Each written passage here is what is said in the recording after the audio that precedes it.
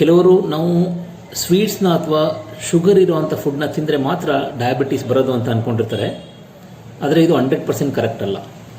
ನೀವು ಯಾವುದೇ ಫುಡ್ಡನ್ನು ತಿನ್ನಿ, ಫ್ಯಾಟ್ ಇರುವಂಥ ಫುಡ್ ಇರ್ಬೋದು, ಕಾರ್ಬೋಹೈಡ್ರೇಟ್ಸ್ ಇರುವಂಥ ಫುಡ್ ಇರ್ಬೋದು, ಲೈಕ್ ರೈಸೇ ಇರ್ಬೋದು, ನಾವು ಜಾಸ್ತಿ ನಮ್ಮ ದೇಹ ಜೀರ್ಣಪಡಿಸೋಕ್ಕೆ ಆಗದೇ ಇರೋವಂಥ ಅಷ್ಟು ಫುಡ್ಡನ್ನ ತಿಂದರೆ ಅದು ಎಕ್ಸಸ್ ಫ್ಯಾಟ್ ಆಗಿ ನಮ್ಮ ದೇಹದಲ್ಲಿ ಸ್ಟೋರ್ ಆಗುತ್ತೆ.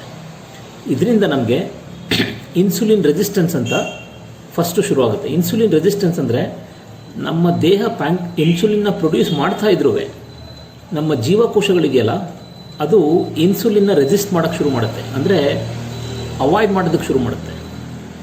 ಸೊ ಈ ಇನ್ಸುಲಿನ್ ರೆಸಿಸ್ಟೆನ್ಸೇ ಎಷ್ಟೊಂದು ರೋಗಗಳಿಗೆ, ಎಸ್ಪೆಷಲಿ ಡಯಾಬಿಟೀಸ್ಗೆ ಮೂಲ ಕಾರಣ. ಅದರಿಂದ ನಾವು ತಿನ್ನಬೇಕಾದ್ರೆ ಮೈಂಡ್ಫುಲ್ ಈಟಿಂಗ್ ಅಂತ ಹೇಳ್ತೀವಿ. ನಮ್ಮ ಸಂಪೂರ್ಣವಾದ ಗಮನವನ್ನು ಫುಡ್ ಮೇಲೆ ಇಟ್ಟು ಯಾವುದೇ ಮೊಬೈಲ್ ಅಥವಾ ಟಿ ವಿಯನ್ನು ನೋಡದೆ ತಿಂದರೆ ನಮ್ಮ ದೇಹನೇ ನಮಗೆ ಸರಿಯಾದ ಗೈಡೆನ್ಸ್ ಕೊಡುತ್ತೆ, ನಮ್ಮ ದೇಹಕ್ಕೆ ಎಷ್ಟು ಫುಡ್ ಬೇಕು ಅಂತ.